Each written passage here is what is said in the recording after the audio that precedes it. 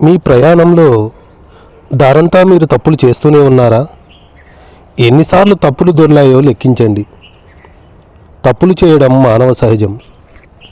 మీ pencil కన్నా ఎరేజరే తొందరగా అరిగిపోయిందనే విషయం మీరు ఎక్కువగా వాడుతున్నారన్న స్పృహ కలిగినప్పుడే తెలుస్తుంది. ఏం చేయాలో తెలిసిన క్షణంలోనే మీరు తక్షణ కర్తవ్యాన్ని పూర్తి చేయండి.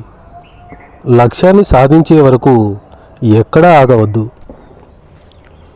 మీ కాలి బొటనవేలికి దెబ్బ తగిలిందంటే మీరు ఊరికే కూర్చోలేదని అర్థం. మీరు చురుగ్గానే ఉన్నారనడానికి అది సంకేతం. ఎలాంటి తప్పులు చేయకుండా, ఎలాంటి వైఫల్యాలు ఎదుర్కోకుండా ఉన్నట్లయితే మీరేమీ చేయడం లేదన్నమాట. ఒక తత్వవేత్త ఇలా అంటాడు, నేను రాళ్ళు కొట్టే వ్యక్తి దగ్గరికి వెళ్ళి అతని పనిని గమనించేవాణ్ణి. రాతి మీద 100 దెబ్బలు కొట్టినా అది పగిలేది కాదు, కానీ 101వ దెబ్బ పడగానే అది బల్లున పగిలేది.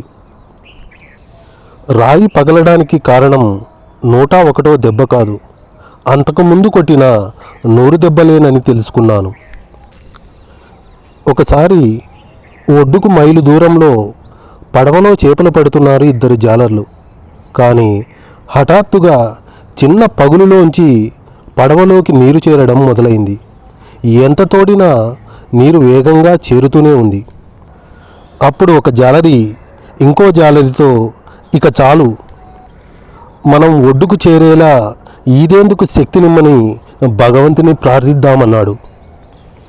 వెంటనే రెండో జాలరి నీళ్ళలోకి దూకి, రా, ఈదుతోనే ప్రార్థిద్దామన్నాడు. అది సముద్రపు ఒడ్డు కావచ్చు, లేదా పర్వత శిఖరం కావచ్చు. మీరొకసారి నిర్ణయం తీసుకున్న తర్వాత లక్ష్యం నుంచి దృష్టిని మరల్చవద్దు. అలా వెనక్కి తిరిగి చూడని వాళ్ళే దేవుని సామ్రాజ్యానికి అర్హులు.